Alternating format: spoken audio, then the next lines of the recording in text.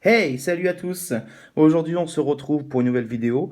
Donc aujourd'hui, je vais vous présenter l'oxymètre de pouls saturomètre, donc qui vient de chez Ilea. Donc voilà. Alors, esthétiquement, le petit colis est sympa, de par la couleur de la boîte, qui est assez rigide, qui offre une bonne résistance quand même pour le paquet à l'intérieur. Donc, à l'intérieur de ce petit paquet, nous avons donc une petite dragonne de sécurité. Donc voilà. Il est également livré avec un mode d'emploi. Et donc là maintenant nous avons donc hop, la petite sacoche de protection. Donc avec un passant derrière pour pouvoir le fixer à la ceinture. Voilà. Et maintenant, voilà.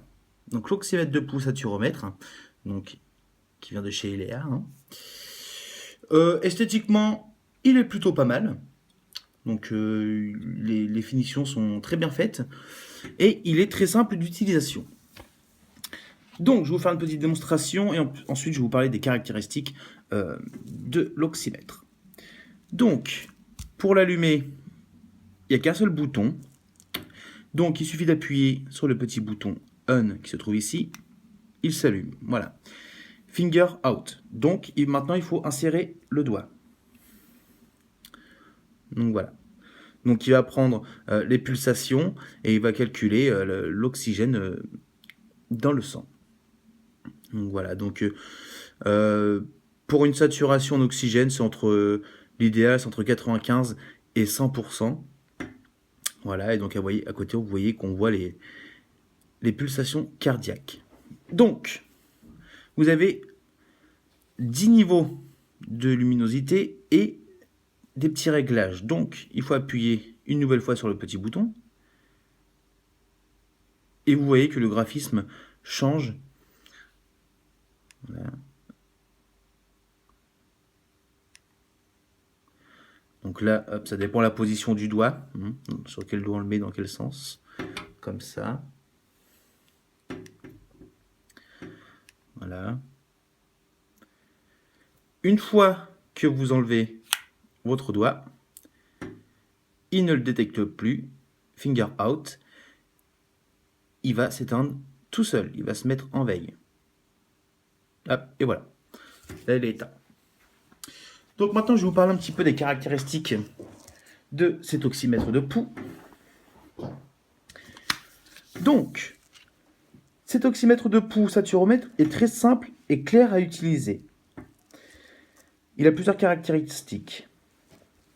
Donc, la première, affichage digital multicouleur. Donc, comme on l'a vu, voilà. Il a 6 modes d'affichage différents disponibles. Donc, comme je vous en ai parlé. Voilà, donc 1, 2, 3, 4, 5, 6. Réglage de la luminosité, il y a 10 niveaux. Donc c'est pareil, donc il faut rester, hop, voilà,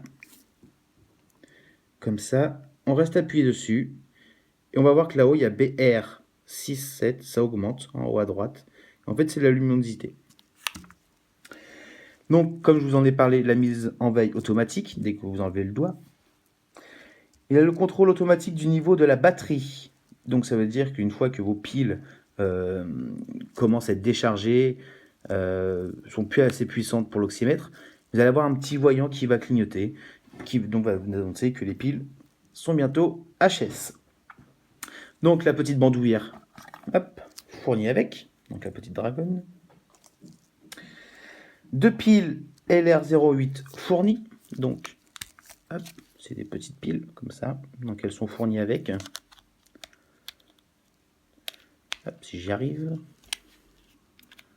Ah, bon, voilà.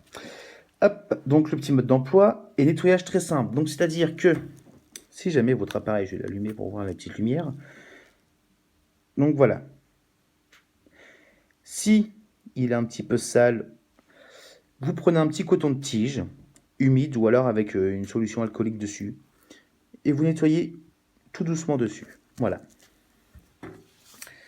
Ensuite, c'est un oxymètre fiable et de dernière génération. Facile et simple d'utilisation, il permet de mesurer la SpO2 et les fréquences pulsatiles. L'oxymètre est un appareil de mesure qui comporte plusieurs applications médicales.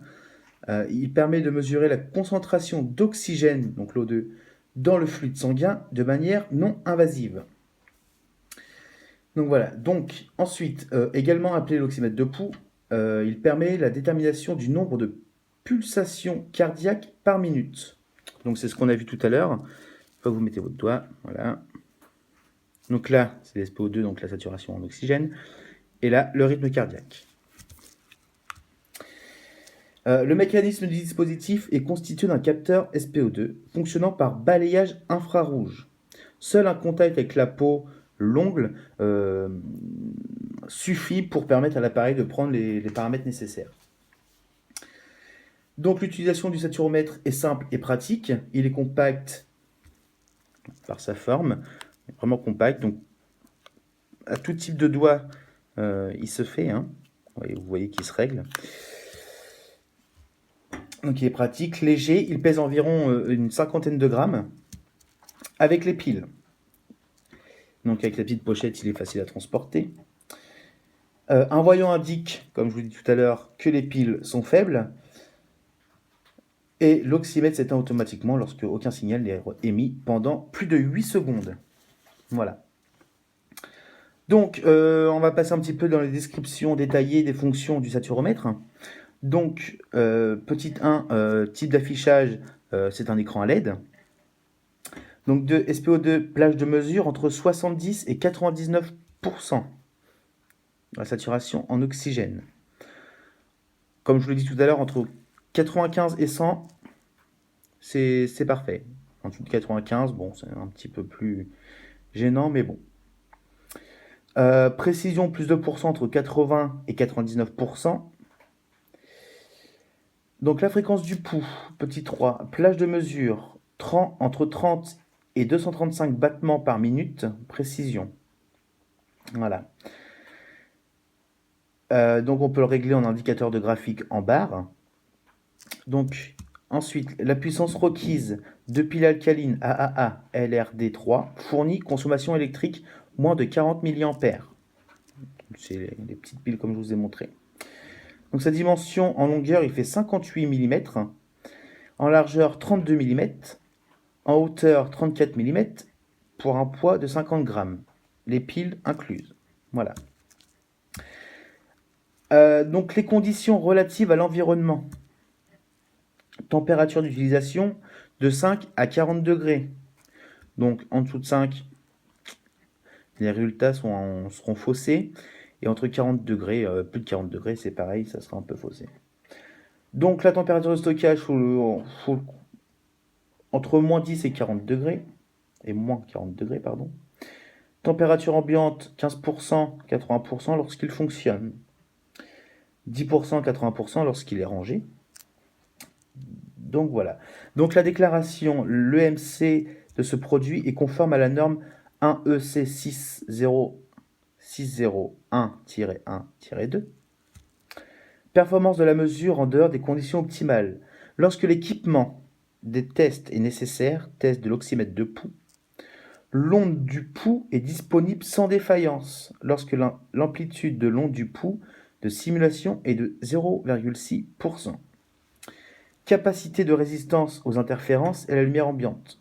L'appareil fonctionne normalement en présence de bruit mélangé produit par le testeur de l'oxymètre de pouls. Donc voilà, c'est un petit peu les descriptions. J'aimerais rajouter quand même quelque chose. J'ai déjà fait le test sur cet oxymètre de pouls-là. Même si vous avez les doigts trop froids, vous avez froid aux mains, vous pouvez quand même prendre les mesures avec celui-ci. Avec certains oxymètres, on ne peut pas prendre les mesures avec cet oxymètre. Parce que le rayon infrarouge n'est pas assez... il n'est pas fait pour avoir une température corporelle assez froide.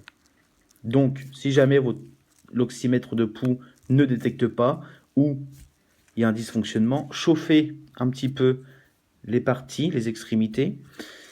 S'il y a du vernis à ongles, c'est pareil, ça ne passera pas. L'infrarouge ne passera pas, donc il faut enlever le vernis à ongles. Donc voilà. Donc je remonte une dernière fois. SPO2, hop. Finger out, on met le doigt.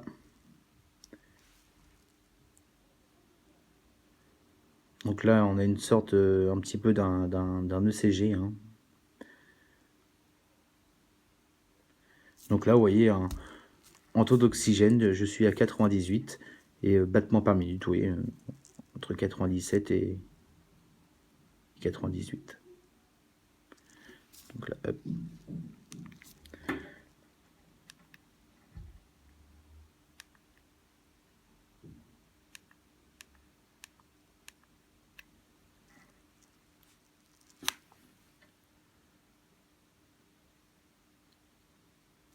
Voilà, donc c'est un oxymètre qui vient de chez Ilea. Je vais vous mettre le lien dans la description.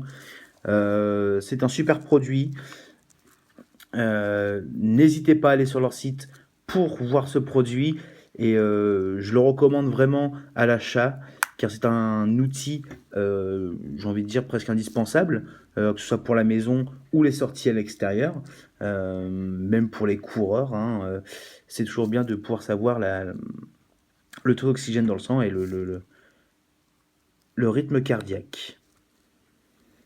Voilà, donc franchement, 5 sur 5 pour ce produit-là, je le recommande et n'hésitez pas à l'acheter. Voilà, donc j'espère que cette vidéo vous aura plu. Si ça vous a plu, n'hésitez pas à mettre un petit pouce et un petit commentaire. Et puis si ça ne vous a pas plu, bah, n'hésitez pas à mettre un commentaire, j'y répondrai avec volonté. Voilà, je vous remercie beaucoup, passez une bonne journée à vous, à bientôt, salut!